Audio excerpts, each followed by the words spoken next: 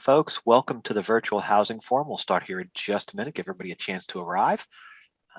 This is a presentation sponsored by the NACDEP Land Use Community of Practice. And I'm Michael Daugherty. The people who have done most of the work you'll hear from later are Melissa Hamilton and Brad Newman. And we are the subgroup of the COP, which has put this together. So sit tight and we'll be getting underway shortly. All right. Well, my name is Brad Newman. I'm a senior extension educator with Michigan State University, and I am a member of the Land Use Planning Community of Practice Board of Directors. The label Community of Practice, many of you will recognize being one that was used by E-Extension or the Extension Foundation in the early days of that organization. And at this point, the Land Use Planning COP has realigned with NACDEP. We are essentially a working group of the National Association of Community Development Extension Professionals. And we are bringing this webinar to folks across the nation in that capacity. So let me share just quickly the agenda for today's session. In this introductory piece, I ask again for you to please put your name and your institution or organization in the chat. I'm going to share a few slides about the Land Use Planning COP and the presenters that we have today. Melissa Hamilton is going to be sharing in an overview way the survey results that many of you contributed to in advance of this forum. And then we'll hear from our panelists. We have three excellent speakers from across the country that are going to share experiences and insights related to their work on housing in their communities. And then we're going to engage everyone in some discussions in breakout rooms. And again, try to share as much information as we can from our own experiences in our own states, and then see what we can glean and use to advance extension work on this topic nationwide. So quickly about the Land Use Planning Community of Practice, as I mentioned, we are now a working group of NACDEP, and the bylaws of the organization state that we have a focus on providing information to citizens and extension professionals. So not only all of us as professionals, but those that we work with in local government and in community development to really advance knowledge on land use planning and related topics like zoning and sustainability. And we see ourselves as helping to empower citizen leaders across the nation to do a better job of planning for the future of their communities with mastery of the various tools and opportunities within each of their respective states. The Land Use Planning Community of Practice is made up of a board of directors. And as I mentioned, I'm a member of the board representing Michigan State University. Wayne B.A. with Michigan State University is a past president of the organization. Michael Daugherty is our current president, and Melissa Hamilton with University of Idaho, president-elect. Andrew with Texas A&M is our secretary, and Kara at Purdue University is our treasurer. And then Anna, Myra, and Neil, myself, round out the rest of the board.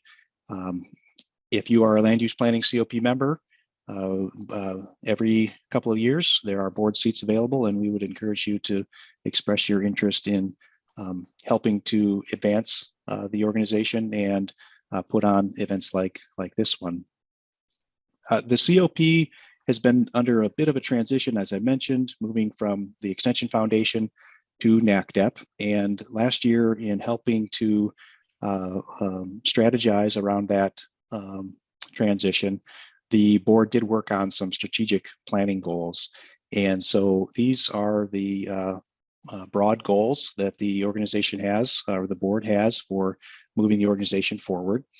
We want to further leverage one of our flagship programs that I'll mention in another slide, called American Citizen Planner. We want to be able to offer to members consistent and relevant programming, events like this professional development experience. We want to expand membership and create more opportunities for active membership and inclusive membership across all institutions in the nation. And we want to do a better job engaging and being visible with communications to our members and their respective clientele. And then do a better job of having a sustainable operational platform, kind of as an internal strategy for our loose organization that covers the nation. So a little bit about what the board has for a focus over the next few years. I mentioned the American Citizen Planner Program, and this is just to notify members here of this platform. The American Citizen Planner Program is available through campus.extension.org, and it is a training program for appointed officials primarily, or elected officials that are considered lay planners. You know, they are members of planning commissions that are helping to advance the future in their community, to implement strategies and tools in their communities to make their places better places to live, work, and play. And this is a program that's based on Michigan's Citizen Planner Program, but has been generalized to be relevant across all state enabling statutes related to planning and zoning. And it is a platform that is available to any Extension Foundation member institution to be able to launch in a specific offering within their own state. For instance, Purdue University is offering a version of American Citizen Planner in the state of Indiana currently under the direction of Kara Salazar. So larger programs like American Citizen Planner or professional development experiences like this one are some of the tools that this COP has and is interested in advancing across the nation in the area of land use planning. All right, at this point, I am going to ask Melissa to get ready to share our survey results, and then I will be able to introduce our panel in another moment. Melissa, take it away. So thank you for that wonderful introduction to the Community of Practice Land Use with NACDEP working group. And thank you to all of our presenters for being here. We all know that housing is an issue in a lot of the counties across the nation. And so I'm happy to have this space for everybody to just share what and how Extension contributes to this issue, and also share resources. And so the pre-survey is something that it's still open. And so at the end of this presentation, I'll be putting the link in and you're welcome to participate in it. It's just a good avenue for us to be able to aggregate and share what we know nationally. And so as far as who participated, about half of the audience that participated does offer programming to address housing issues. And the way that they contributed was through educational programs, capacity building, and technical support. Some of the educational content that people delivered was in zoning, home buyer, and renter education. They did that in person as well as through webinars, and capacity building through holding a space for facilitated discussion and strategic and action planning.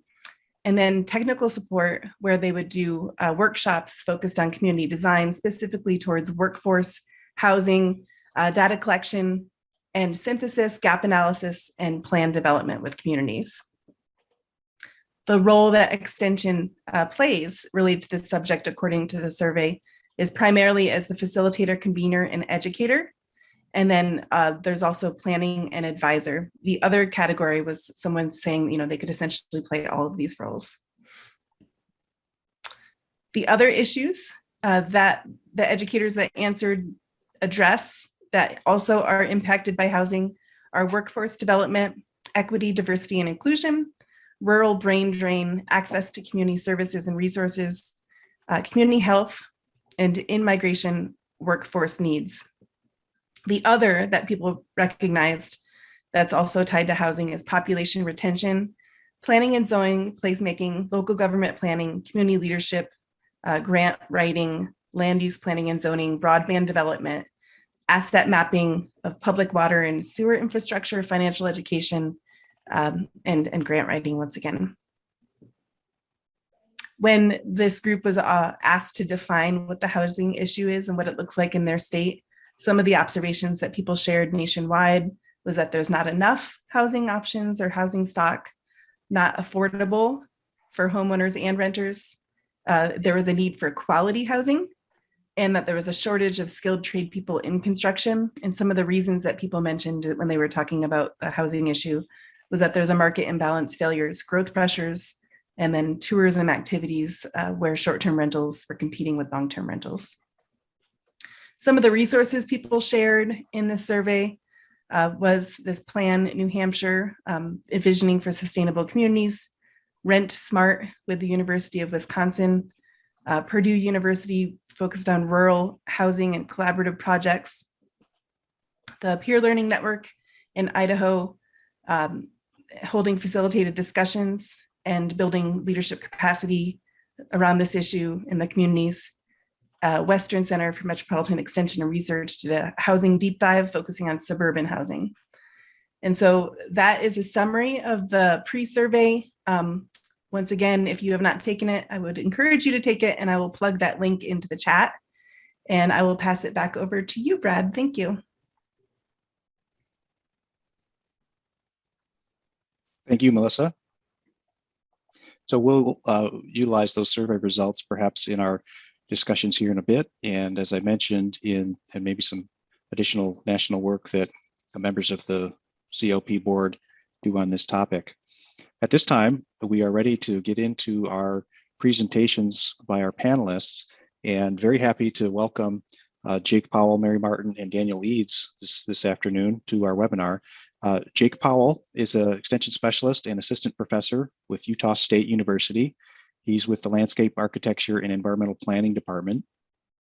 Jake's a native of Utah and has worked across the state with students and communities to help them realize collaborative planning and design efforts and how those can address a variety of social, economic, and ecological challenges in communities.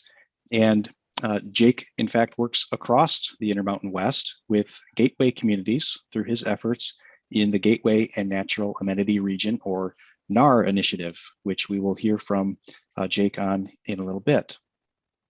Next, we'll hear from Mary Martin. Mary is an area community development educator based in Teton County, Wyoming.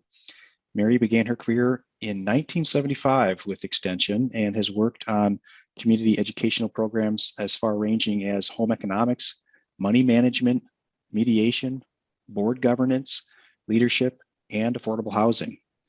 Mary, thanks for joining us today. And then we'll hear from Daniel Eads with West Virginia University, where Daniel is an extension specialist and associate professor on rural economics. Daniel's work focuses in part on data-driven economic development decision-making to support a breadth of community and economic development initiatives, from housing and workforce development to rural tourism and local foods. So at this point, Jake, I would welcome you to share your screen. Take it right away. Thank you.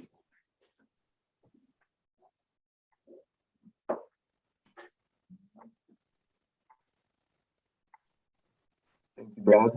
It's nice to be here with everybody. There were some friendly faces and names I noticed in the chat, so thank you for introducing yourself. For those who have heard me talk before, many of you have heard a little bit about the NAR Initiative, and some of this will be a little bit of a repeat, but hopefully there's some nuggets of information about what's going on here in the Intermountain West that are applicable to wherever you're at. So this is something, as Brad mentioned, that I've been working on, both from a design and a planning standpoint, as well as my work here in Extension. By living here in Utah, sort of surrounded by a lot of the challenges that I'll be talking about, I think that that's something that all of us here in the Intermountain West that are trying to make a living are becoming very keenly aware of, is this idea of housing affordability. But I need to start off by at least highlighting that, like any good extension project, this NAR initiative, the Gateway and Natural Amenity Region initiative, has really been built through a lot of collaborative partnerships. And this effort really began with Dr. Danya Ramore at the University of Utah, who really saw the need to better understand and then engage and assist gateway communities in addressing the challenges that are fairly unique to these type of communities. And then her efforts have really grown here at Utah State University through the stewardship of Dr. Jordan Smith at USU's Institute of Outdoor Recreation and Tourism. And I'm really proud and honored to be able to work with such great colleagues. And much of the work that I'll be talking about today is a result of their passion and their willingness to collaborate with me to help these gateway communities really understand what makes them special and hopefully help them thrive. So yeah, like Brad said, I'll be talking a little bit about the NAR Initiative today, and that's the work that we're doing here at USU Extension. And when I say NAR, for those of you who are ski bums out there, NAR is not an acronym we chose lightly. NAR is known like Shred the NAR. We were talking before, I think a lot of us received a snowstorm here in the Intermountain West, so hopefully there's some NAR out there to shred for those of you who maybe have a weekend plan. But NAR stands for Gateway and Natural Amenity Region. And when we're talking about these kind of communities, they're ones that are proximate to state parks, national parks, scenic rivers, other places that are prominent. They're also rich in their natural amenities, and a lot of their economics are tied to those natural amenities. As well, we believe that these communities are operating as part of a larger region that has similar attributes and sort of feeds off each other. And we see that a lot in housing, and I'll talk a little bit about what we're seeing in the Intermountain West when it comes to a region. When we talk about this in detail, these are typically smaller towns, at least how we quantify them and how Dr. Amore quantified them in her initial research to set up some of these challenges that are happening in gateway communities. So they're when we say proximate, within 10 miles of these natural amenities, and they're within, or they're outside of a 15-mile radius from an urbanized area, and we did that by road. So when you do that here in the Intermountain West, that gives you almost well over 1,500 gateway communities or NAR communities. And if you look at that, that's almost over 61% of our small communities here, ones we would consider small in the Intermountain West. So it's places that you may have heard of, places like Park City, places that are driven and sort of defined by their resorts. It maybe is places that have iconic landscapes, maybe places that are gateways to national parks like Moab here in Utah. Places maybe you wish you lived, but you only get to visit, like Aspen. Places that are scenic and rich in their natural amenities like Tahoe. Maybe places that have a unique and interesting character and a history like Telluride. But what we're seeing is beyond these really iconic gateway communities, there are really thousands of small towns that are being discovered and becoming more and more desirable as places not only to visit, but places to live. And I'm not going to tell you where this one is because I think it's a pretty neat town. You'll have to find it yourself. So what are some of the challenges of these NAR communities? They have somewhat unique challenges, but I think one of the major issues that they face is their resources are limited, and especially in these communities that are just being discovered. So what are some of the challenges they're facing? If we look at just the data on year-over-year change, percentage of housing expense, housing price change year-over-year. And if you look at these communities, the darker are those ones that are experiencing year-over-year extreme changes in their home prices. If we look at this from a more detailed standpoint, if you look at a study conducted by Headwaters Economics, it sort of illustrates what I would consider the conundrum that we see in gateway communities. So if you look at non-metro areas, and then we look across recreation communities and non-recreation, these are, counties, recreation counties and non-recreation counties as defined and classified by the USDA's Economic Research Service. You have an issue with wages are typically lower in recreation counties than non-recreation counties. If that gets coupled with a higher mortgage and a higher rent in recreation versus non-recreation counties, which creates a dichotomy where the average wages spent on housing in these recreation communities is disproportionate to our non-recreation counties. So people are making less, having to spend more, and a large part of their wages are being spent on their housing. We add to that in gateway communities. If finding a place to rent on a limited budget wasn't hard enough, they're getting squeezed even more with this rush to short-term rentals. So the rental market in these communities and the housing market is being squeezed even more from this issue of short-term rentals, the Airbnbs, the VRBOs. Adding to that, if dealing with COVID wasn't enough, the issue of the Zoomtown phenomenon really is persisting in these communities, and it's putting a lot of pressure on these communities. And the idea of being able to work where you live and live where you want to live, rather than living where you need to work, is making people reassess, I believe, why not live in a place where you used to only think you could vacation. So it's changing these communities where people used to just stop by, stay a bit, and leave their money. They're now staying there, and this is creating some interesting physical, social planning, economic challenges in these communities. So, for example, from June 2020 to June 2021 in Park City, the median price of a home across the city rose 37%. The average, that average price is $2.75 million. So for those who used to be able to afford to live in these communities, they're being pushed out to more affordable communities. If you drive about 30 minutes away, in a nearby valley called the Heber Valley, their median home price jumped 40%. So now that the average home price there is about $750,000. So these are alarming trends of sort of the donuts of affordability are ever expanding, and it's just getting harder, I think, in these communities.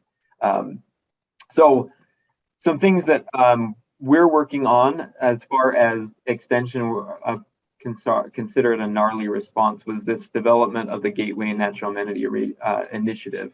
And our mission is to become a hub that connects people and resources to help these communities protect what makes them special. So we do that across 3 different platforms: research, education, and technical assistance. Understanding and trying to collaborate with folks to understand what are the challenges and how can we help communities respond. Also getting students out into these communities, and then developing and piloting training opportunities for folks that are on the ground working with these communities. And then finally, providing technical assistance through peer-to-peer learning, as well as developing online resources and webinars. And really that hub is the basis of how we're organized. We try to be interdisciplinary and cross regions. And as was mentioned, I'm here at Utah State University and have a statewide role, like many of you, but the lessons learned from Wyoming, Idaho, Nevada, West Virginia, the places that we have an opportunity to interact with, I think provide lessons here in Utah. And so we try to work regionally to share the lessons we learn here in Utah across the region, the challenges and lessons we learn across the region back here in Utah. So some of the resources, I'll call them rad resources to keep with my 80s slang. A couple of things we've worked on: we've developed a toolkit page, and that's the URL. I'll throw the URL into the chat here for our website. But this toolkit page has about 11 different subjects that are specific to Intermountain West Gateway communities, and I would say could be helpful to gateway communities across the United States. But these resources include case studies, model ordinances, external resources, and other associated resources we found to be helpful. And really the idea is, how can we get in the hands of a small rural gateway community planner or city council person the very basic things that they could use as sort of one-stop shop to help them deal with the challenges that might be coming for them. And if you have anything that you think, if you look at this toolkit page, you're welcome to reach out to me. If you see something you've encountered in some of the resources that were shared by Melissa already, I think highlight the kind of work that's going on in extension that we would be happy to host so we can share it with other folks. So that's my email address if you find anything that you would like to see shared. As far as connecting people, we've created what we call the NAR Research Network, which is a group of researchers. On our website, you can sign up for that listserv. But people that are doing research specific to gateway communities, we're trying to bring them together, share information, as well as hopefully leverage each other's knowledge and perhaps the work we're doing to bring some more depth to it. As well, we've created what we call the NAR Network, which is a peer-to-peer learning network of NAR communities and NAR community leaders.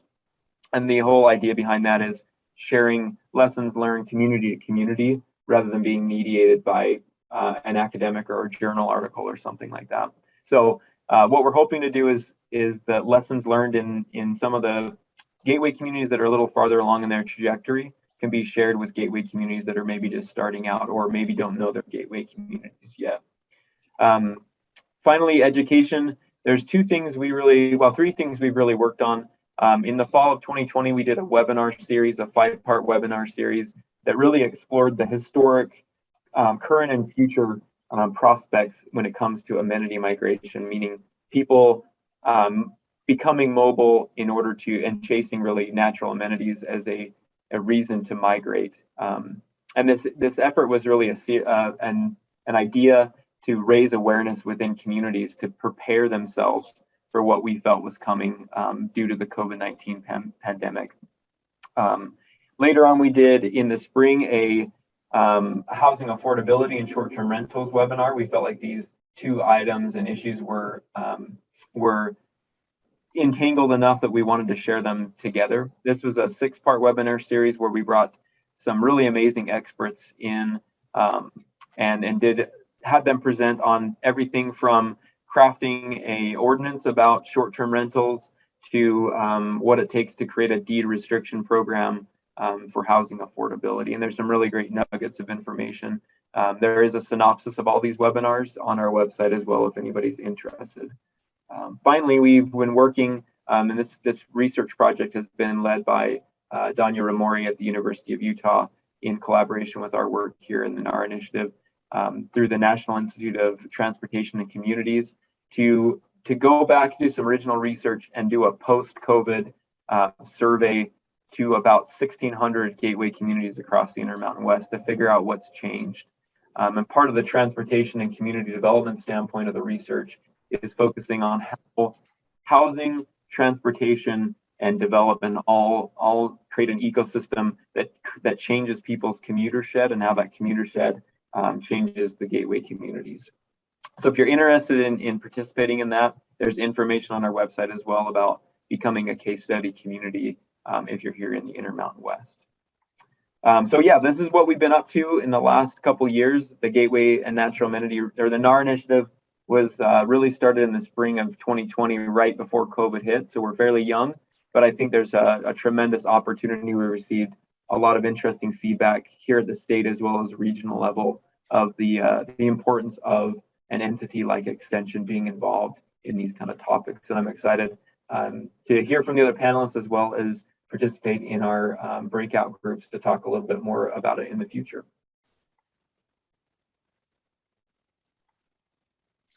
Thanks so much, Jake. I think we will go right to Mary Martin. And as I said, we'll have some time for questions and discussion here momentarily. So Mary, I will turn the microphone over to you. Thank you. And thank you, Jake. That sounds like you're doing some exceptional work in Utah. I come today with over 4 decades of experience working at the county level. And I'm going to briefly run through a background of Teton County, Wyoming, which is the home of Jackson or Jackson Hole that a lot of people also refer to us as. And I was asked to address lessons learned and how Extension can participate in this topic. No housing has been a condition of Jackson since its inception. My mentor was Stella McKinstry. She was born here in Jackson in a town called Elk that no longer exists because it was relocated to put in a dam. Her father was the first assessor of this county back when Teton County was part of Lincoln County, Wyoming. So The county seat at the time he was the county assessor was 180 miles away. He had to go over a mountain pass to get on a train to get to a town and then get on a horse and drive. So when they came here, and her parents told me this, there was no housing in Jackson. When I arrived in 1975, there was no housing. I spoke at a housing forum last night, and it's pretty much everyone's experience when they've moved to Jackson, there is no housing. Jake kind of talked about some of the issues, but ours is the available of inventory and the pricing of that inventory, or whether it's affordable or not. So a bit about where I live. 90% of this county is federally owned. It's protected from development, or it's, Teton County has 2.7 million acres. 3% of that 2.7 million acres is available for private ownership. So if we remove the rivers, the wetlands, the slopes that are too great for any kind of development, we go down to about 2% of our land that can be privately owned, which leaves us approximately 76,000 acres that can be habitable in our county. And we have about a third of that acreage, right at 29,000, that is currently in conservation easements, which is a double-edged sword. It's a nice tool to help prevent development and to provide people with tax benefits, but it does put a stretch on the ability for the community that doesn't have much land in the first place to have a place to call home. About 10 years ago, we went through our third planning process. And it's interesting because I've been involved in all three planning processes. When we had our first planning process back in 1977, I organized a parade of people to drive through Hoback Canyon to go to Pinedale, Wyoming, which is 67 miles south of us. Because planning was such a dirty word, none of the local politicians wanted to be having a planning meeting in Jackson. So we took probably 15, 20 cars and a caravan 70 miles away to learn about land use planning in our very first meeting. We've come a long ways since then. So about 10 years ago, we went through our third planning process. And in that process, the comp plan decided to urbanize the town of Jackson, which nothing can be done in our county until every habitable space is developed in the town. As I mentioned last night, I spoke at the Save the Rodeo Grounds public town hall. The town of Jackson is considering taking our rodeo and fairgrounds and turning it into affordable housing. So Jackson is the entrance to 2 national parks. We are internationally recognized. We have 3 ski areas here in our county. We have world-class fly fishing, and we are, like a lot of the West, an outdoor recreational mecca. The other interesting thing that we have is that Wyoming has no income tax. Our county is unique in that it is a one-town government. We have the town of Jackson. There are 4 census designated places in the county that don't have elected government structures. Our population is around 23,000 in the county, and about 10,500 that actually live in the town. So when we started the land use planning in 1977, it was mentioned that I started in 1975, and the first project I worked on was I wrote a grant to develop a congregate meals program. And the way the formula was at that time, you had to serve 100 people a day, and we didn't have that many seniors in the county. So I set up a meals program that served 3 Wyoming counties. And I just finished with getting those meals programs set up. And in 1977, when we were also looking at the comp plan and wanted to really be looking at affordable housing, I worked with a group to start building affordable senior housing. So our first apartments were finished in 1979. The second apartments that we built were built in 1987. And then we built a third set of apartments in 2000. As an extension agent, as part of my work, I've written the federal grants for those projects. I've conducted the necessary needs assessments that were needed to apply for those grants. And now I serve on a supplemental board to the housing project that's called Friends of Pioneer Homestead. And our job is to raise money for further housing projects. And so we now have 79 units in our 3 projects. You know, every effort that the town of Jackson, or the town of Jackson and Teton County have done, they started about 30 years ago doing housing projects. Every single project that they did that was to address affordability or to provide workplace housing or low income housing lasted as an affordable or a workplace or a low income housing project for simply 1 generation of occupancy. Once those units went up for sale on the open market, they became absolutely unattainable for the working class here in Jackson. In the 90s, I was assigned to work community development in 3 Wyoming counties. And at that time, I facilitated strategic planning for a community, Marbleton, in Sublette County, which is a neighboring county, as I mentioned, 67 miles south of us. They happen to have 2 of the nation's largest natural gas fields. And what I was asked to do for the town of Marbleton was to help them to figure out what they were going to do with 5,000 men that were going to be coming to work in the oil fields. And honestly, I thought that was kind of fun to tell people, gosh, I have a job to try to figure out what to do with 5,000 men. So we looked at, how could the man camps be set up to not impact this small town of about 300 people too badly. They also had a shortage of housing. So we worked on and created senior citizen and low income housing for their community. We developed plans and got the funding for a rec center. I worked with the city on law enforcement contracts. And it's interesting because, you know, here we are several decades later, and that particular county is still battling about where they want to put a hospital. It's a county with no hospital. I have learned, I'm going to move into lessons learned, that fear drives much of the planning that's done at the county level. And I've also learned that we need to be cautious about planning, or when you get asked about revising or rewriting your rules, there are groups that will come in and tout they have the greatest rules in the world. Never subrogate or aggregate your local rulemaking authority to some expert group from outside. And I actually was told this by a former chair of the town planning and zoning, never bring in experts that are going to tell you what are the best rules to use. You need to create your own. In 1977, when we were all new with this idea of land use planning, the Nature Conservancy sent in a team. And now as I look back on it 4 decades later, there was a lot of fear mongering that drove that process. I have learned that nonprofits or NGOs are not necessarily a community's friend. There are a lot of environmental groups that I have come to have worked with that I look at with much more scrutiny than I originally did. The real life consequences of conflicting economies, ag couldn't survive in our community. They had the encroaching neighbors. The value of the land was a great motivation to move on, sell it, and to develop it. And I unfortunately think that many of our ag people took on conservation easements as a tool.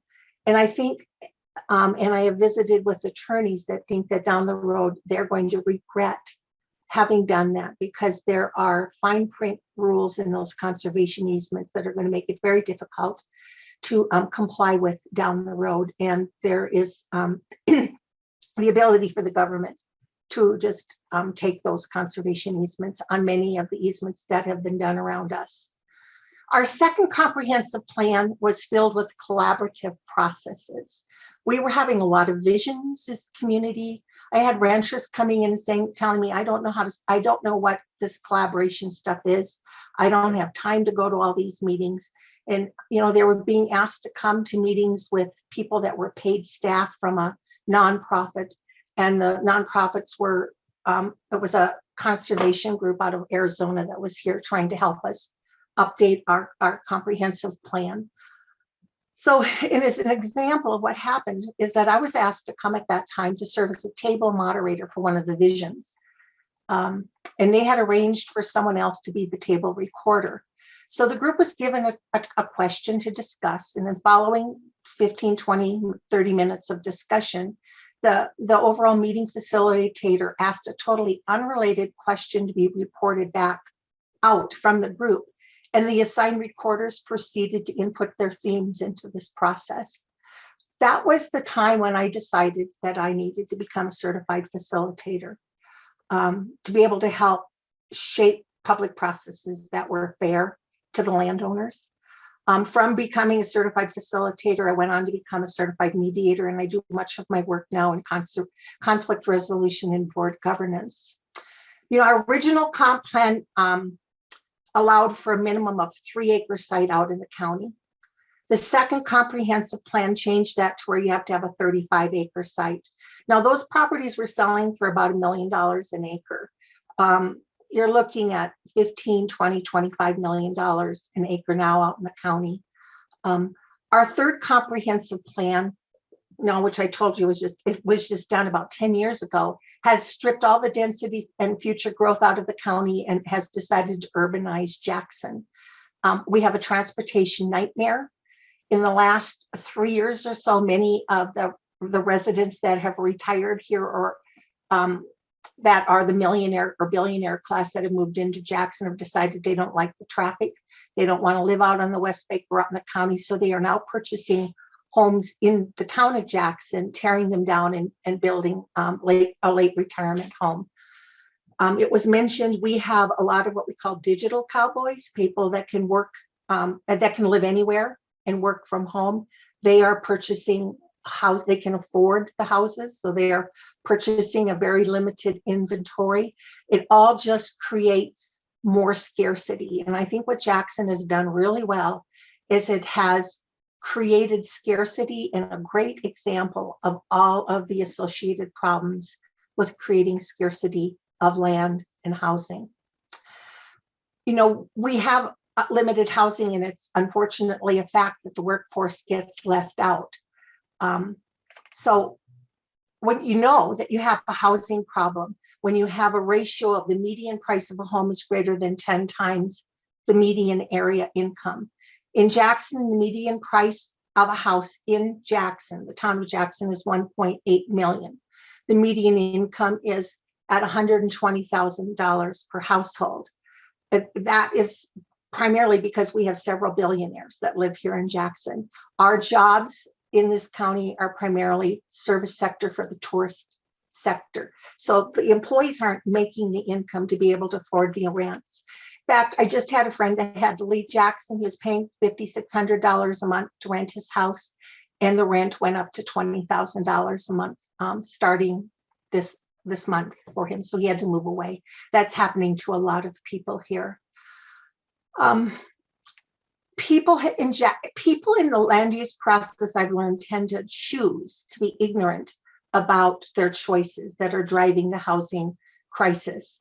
I think it's really interesting because we're seeing that we get a lot of businesses that move in, and it's sad to see they spend their savings on creating a business, but they haven't got an adequate plan on how they're going to provide housing for their employees. So that becomes something that they want the government to take care of for them. So that's a stretch that we are having right now, because all of, as I mentioned earlier, every plan that we've tried to do as a neighborhood for working class or affordable people gets evolved into a second home or a investment property for someone outside of the community. I am going to move now to how extension can be relevant. I wish I had understood the community capital framework when I first started in extension. That understanding that framework and using that as a means to explain how people can work through the public process has been a tremendous asset to me. Another thing that has really helped me is the spectrum of participation, or the public participation, where we look at how we can inform, consult, involve, collaborate, or empower, where we are asking the public to be involved. People want to be involved, but they want to be effective in what level of involvement that you're asking them in. I had mentioned about the starting a business is a dream that so many people have. And now they're kind of saying, well, if you want to be a business in Jackson, you have to buy the houses for your employees. So we don't have any place in Jackson where you can buy underwear. We don't have any place in Jackson where you can buy kids' clothes. And we're going to have a Target move in supposedly. And now we've got local downtown merchants that are really concerned because they're paying their employees $20, $25 an hour. And the big box stores can afford to pay more because of the scarcity issue. So there's that fear, which I told you, fear drives lots of things. When I was speaking last night, I'm encouraging the community. I'm not trying to advocate. I mean, I guess I am advocating that we don't want to destroy our fairgrounds and our rodeo grounds. It's the last big open space there is in the town of Jackson, and it's a place that the community uses for it's our community place and part of who we are. It's a cultural asset. I want you to understand that we need to relook at our land use plan. Is urbanizing Jackson the right thing to do? We need to also have the courage to look at the contracts that have been put in these housing developments that have been done, because the loopholes need to be effectively addressed. Here's an example. You got somebody that's a trust fund baby that comes to Jackson because they want to write their dissertation. And they feel, because they would like to write their dissertation here where they can have some prime recreation opportunities. And they're in line trying to get affordable workplace housing as a place to live. And that's not what we had built was intended for. It was for the people who are actually working and contributing to our economy. So some of the things that I have seen that I have done that have been helpful has been using case studies, and I've been really blessed to have great resources at the University of Wyoming, and I've actually gleaned stuff out of Utah and Idaho on occasion. I've worked with assessments, both needs assessments, economic assessments, asset mapping, and also doing process reviews with committees that are working on things. I think the social action process, and that came out of Montana. My first familiarity was David Sharp's work out of Montana, but the social action process has really helped our groups and where they want to go to affect change in a community. Leadership development has been a huge program success for us. In fact, these are some of the things that I told you, the land use planner, that I asked, what should I talk about today about housing? And he just started rattling off some of the things that we have done here in Extension. I think at the ground level, being good facilitators and good in facilitation. I've worked with facilitation and strategic planning for at all different kinds of levels. In transportation planning for airports, negotiating between counties and how they're going to be dealing with the transportation with a bedroom community, school systems, and whether some of the negotiation has to go on in resident, non-resident kids in the school system, working with homeowners association on rules, regulations, and dispute resolutions, and water districts. We can be group process experts, helping people have effective meetings, doing board training. It's amazing to me how many people get on a board, and it's like they have one tool and they think that every board is not created equally. So a great asset that Extension can do is help our citizens be effective at what they're trying to do to solve their community problems. I have also been learning that grant writing is important, although our community has got a lot of entrepreneurial type grant planning grant writers, so I don't have to do that. I did land use planning training for the people, for the communities that were wanting to set up land use planning, and helping set a little network up between our land use planners in the neighboring cities and counties to help them be more effective. We've served as a resource to the land use process. This is an interesting one. I was asked by the ag group here locally to represent them on the Forest Service plan, because they didn't want to have to read the volumes of data. And they said, you go read it and come back and show us what we need to be focusing on. So, I mean, I was happy to go. It was a lot of reading, but back in when I did that, the two times I've done that, the people that were the leaders of those stock growers groups wouldn't have taken the time to read what they needed to have read. We can participate in the planning process. I've served to help design planning process. I've administrated some of the processes. I've done home buyer training and certification, some of the financial management training that people have to go through to qualify to be a first-time home buyer. And it's interesting because we've now just gotten a request from our county planning department to provide online training to help them train new employees in reading building plans. And I just wanted to end with something that's kind of unique that I just did this last year. Living in Teton County and having our wages determined by what it costs to live in Laramie has been a challenge.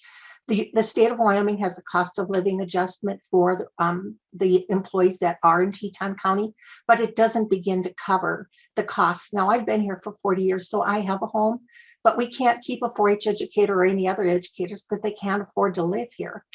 So I was able to get an individual to set up to make a memorial gift of several $millions. We've set up an excellence fund, and the University of Wyoming is supplementing the extension salaries for the staff here in Jackson.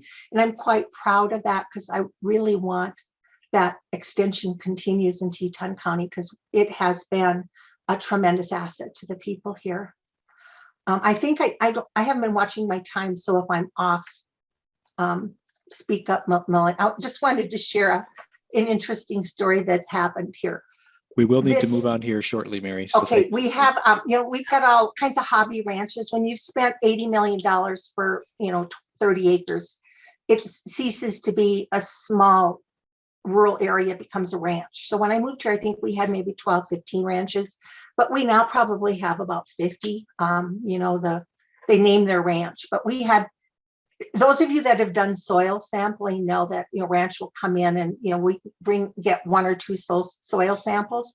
We had a gentleman come in that asked for 3 cases of soil sample bottles because he was going to sample every so many feet on his ranch to get the soil in order. So we've got a lot of opportunities for the landscapers and the horticultural and the soil science and the ag side of extension to educate people because they have to have some kind of ag income on their property in order to keep their ag tax status when it comes to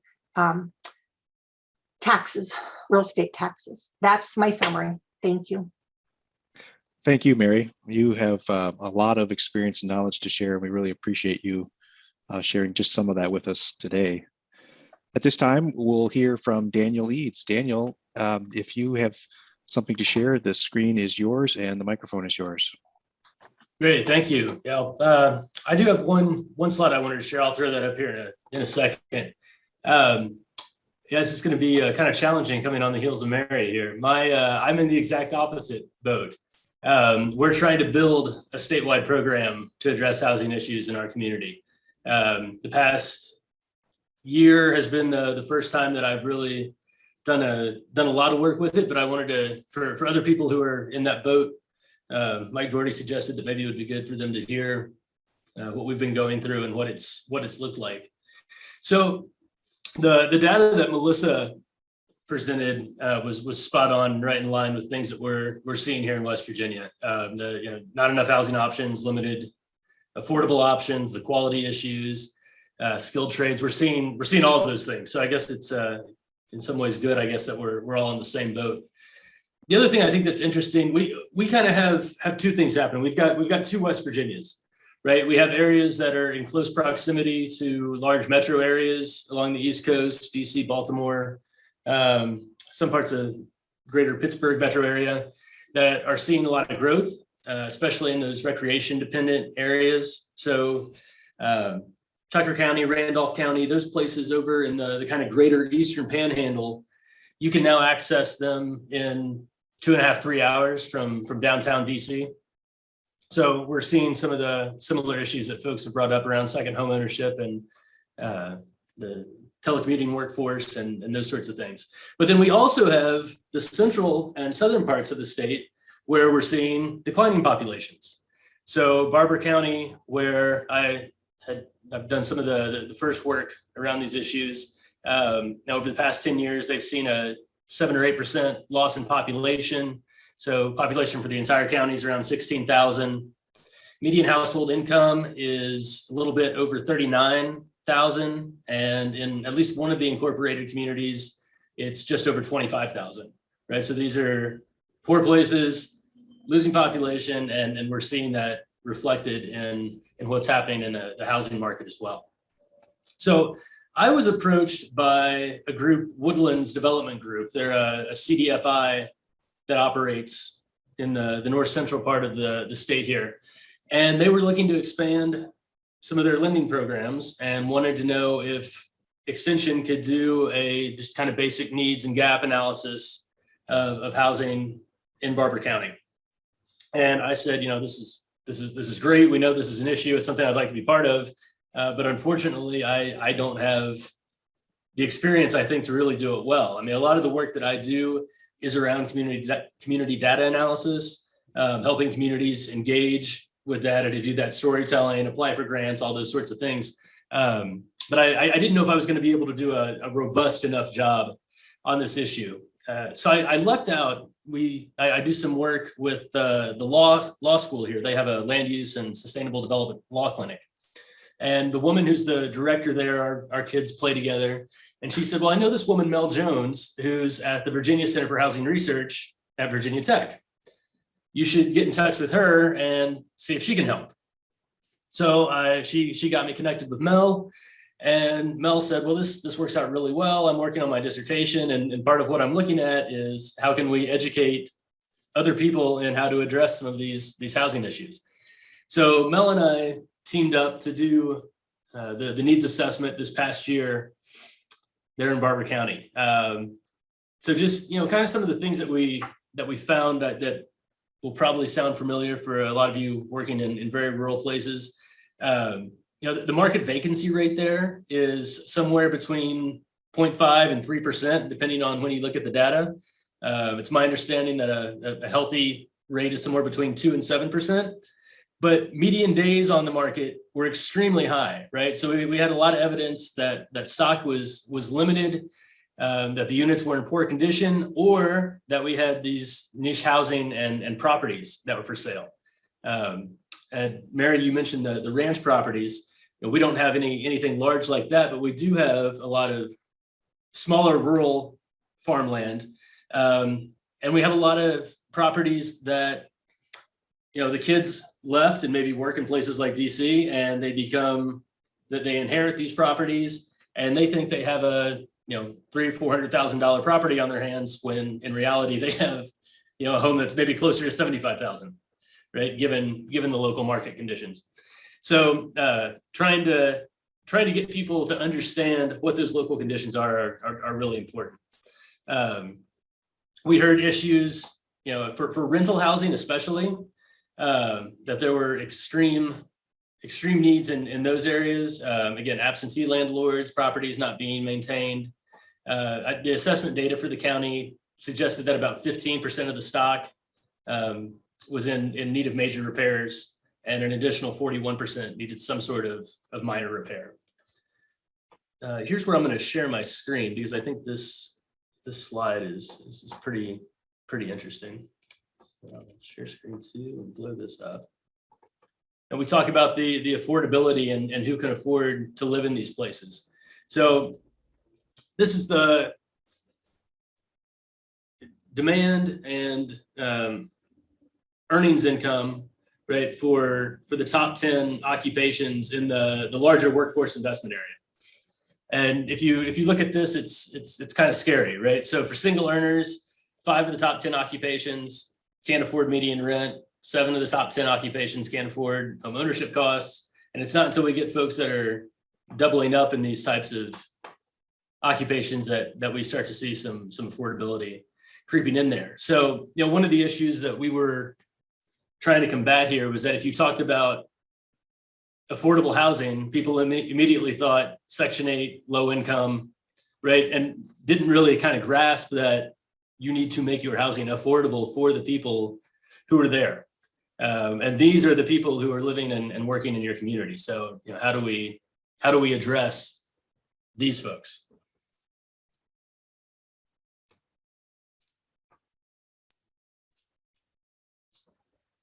So again, those were some of the issues that we were trying to combat. The Barber County Development Authority was extremely supportive of the effort.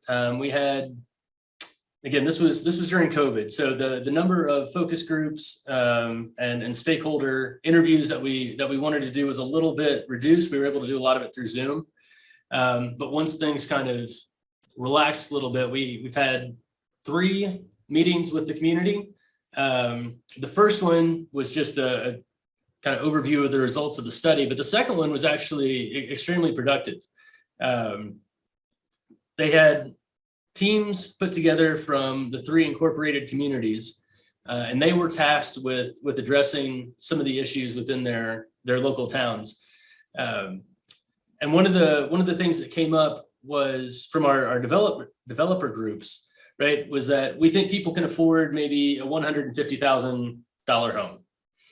But when you go through land improvements, running utilities, various permitting processes, right, you're tacking on $30,000. So now you're at something that's $180,000, $200,000 range.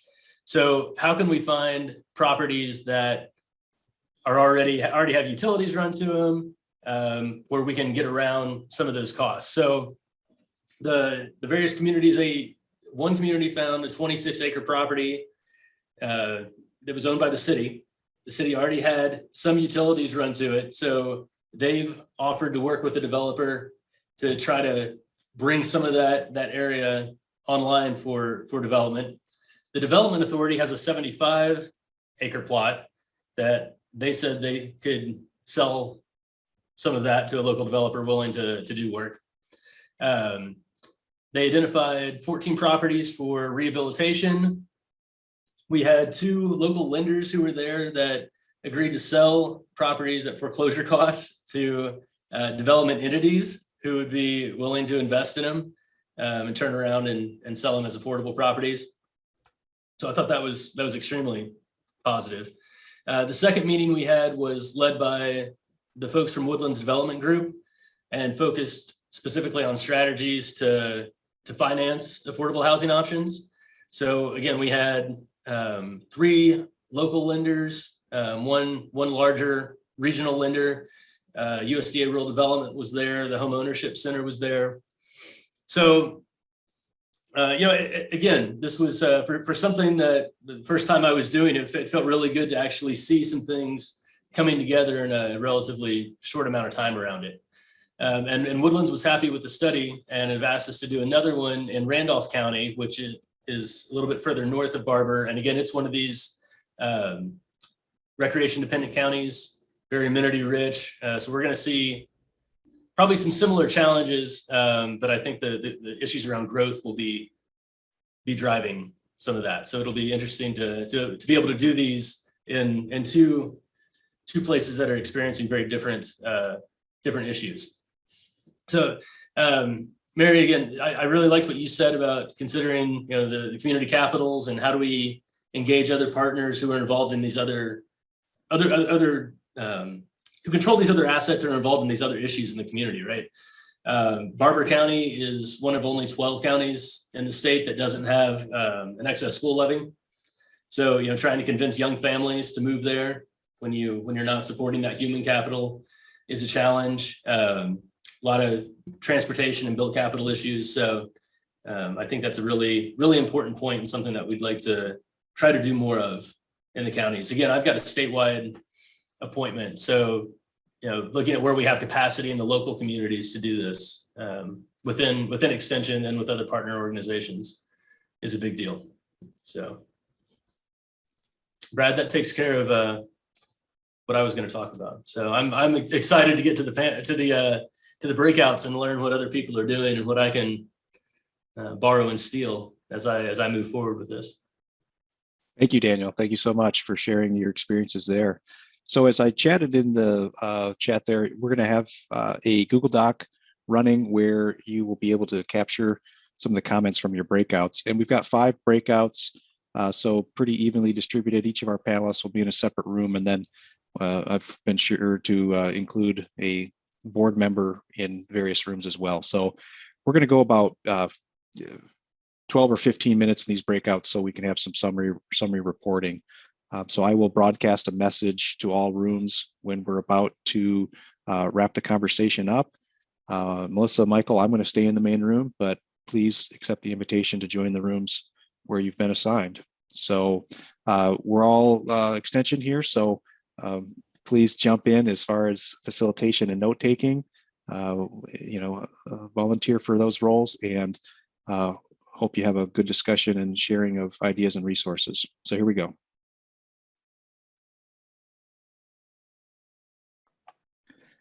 Welcome back. Breakouts are never long enough, I know, and we were a little pinched on time here. Thanks for your contributions to that process. Michael, if you were back, I'm going to invite you to lead our last discussion here for the next 9 or 10 minutes. Okay. So, well, again, thank you all for being here and talking, going through and that and sharing.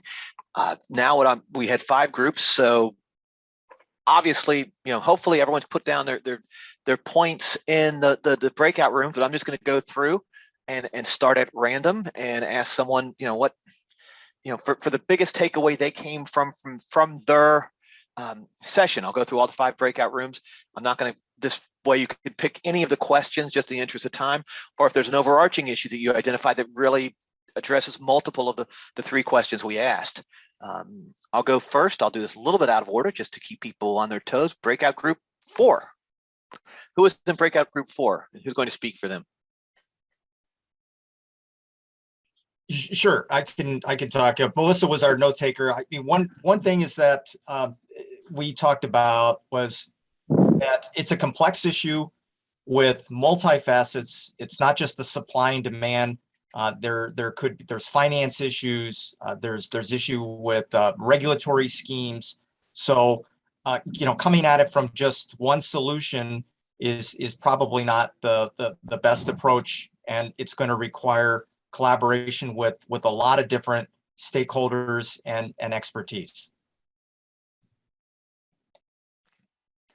It's a good overarching synopsis, and that's really what I want to do here, is because that's a thought that I haven't heard yet, but that's why we're having this reporting, is to get these all together and get people that they might not have thought about it in their group. Let's go to group 2. Brad, could you read those names? Yeah, we had Daniel, Lori, and Mike in group 2. And not this Mike, but another Mike. Yep. This is Daniel. I was taking some notes down.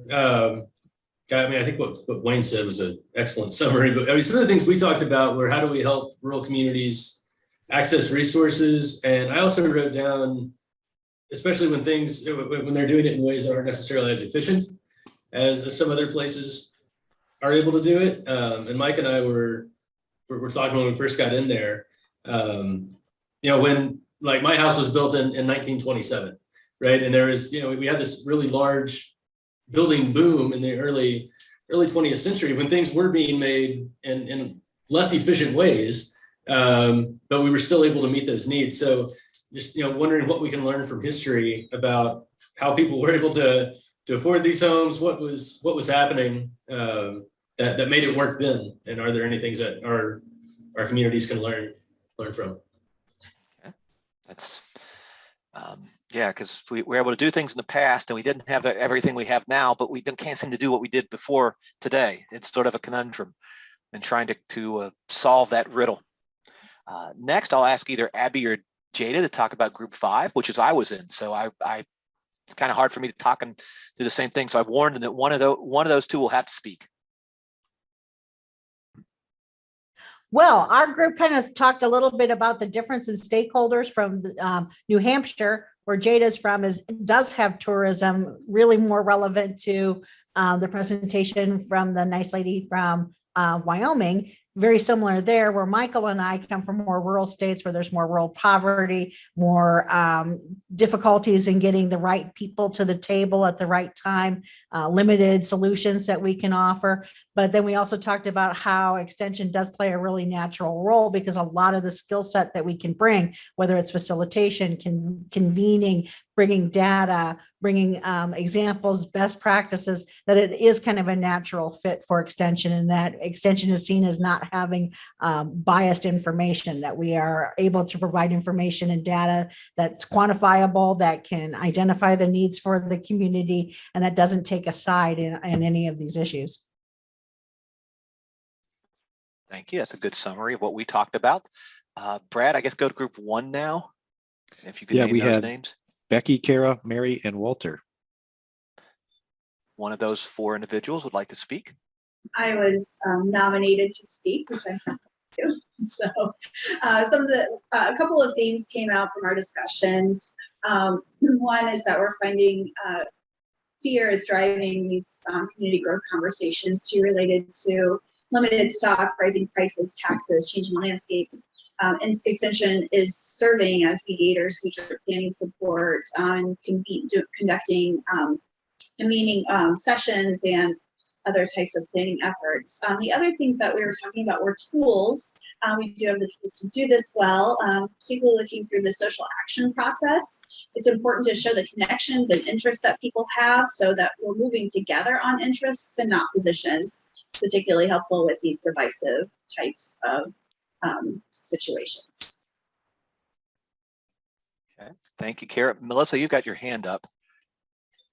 Yeah, Did I you wanna guess as I hear this conversation and I'm wrapping my head around, how extension is related to this, I feel like there's these 2 different components of this coordinator position, and then there's this technical expertise.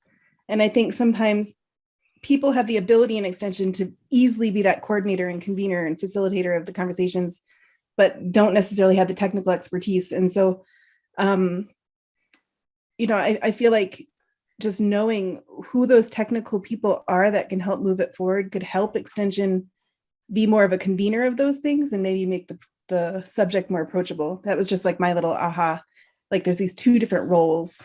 And if extension could just carve out some space or get funding to have conveners, like a funded convener for housing, or I don't know, that was, sorry, wanted to think out loud.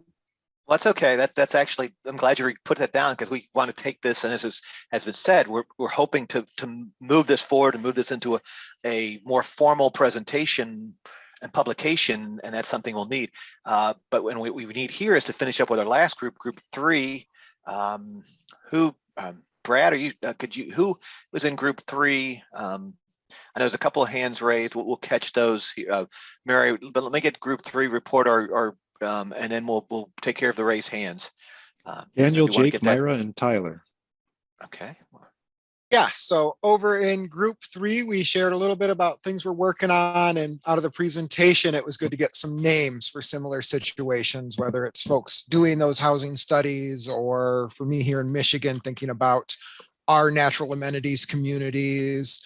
As we talked through barriers, just a lot of we aren't doing it. It's a little bit outside of some of our traditional sort of land use programs we've been putting out there. But again, that role as a convener came out a lot in our discussions, and thinking about how maybe some of the work we do around economic development causes some of these issues for communities of, if we grow communities, oh, look, now they need houses. So just talking through some of those things in group 3.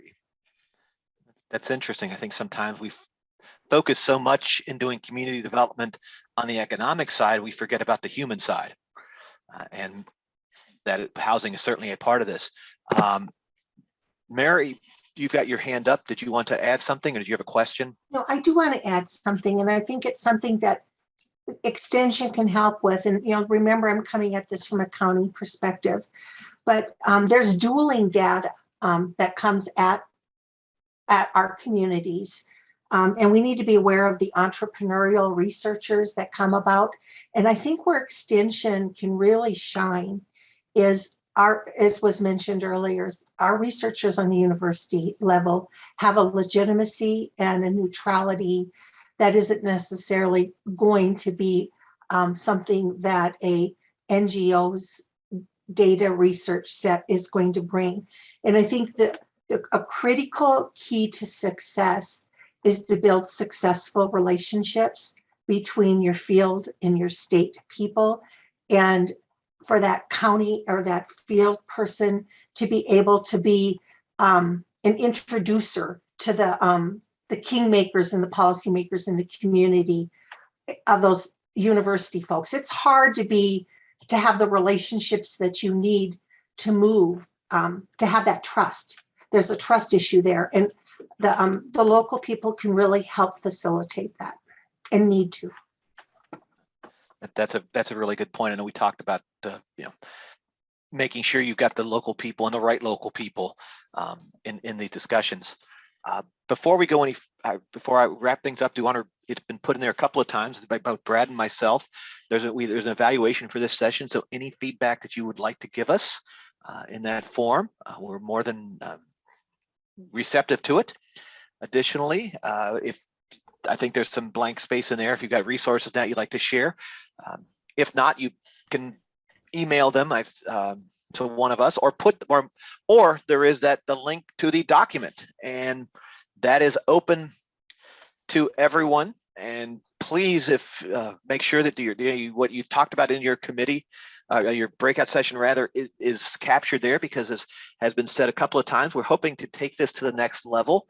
We've got this starter survey, and if you have not filled it out or have people in your extension service who you think should fill it out, please share that link as well. That was with the session invitation and announcement, because the survey is staying open. So the data that Melissa presented is, shall we say, preliminary as of a couple of days ago, because we had to stop it at some point to be able to give you something to look at. But I do want to thank our presenters today, and I do want to thank everybody here for being here, and see if there are any last questions, because we did say 1:30 and it's a tick after, so we don't want to, we know, particularly if you're on the East Coast, you're probably hungry at this point.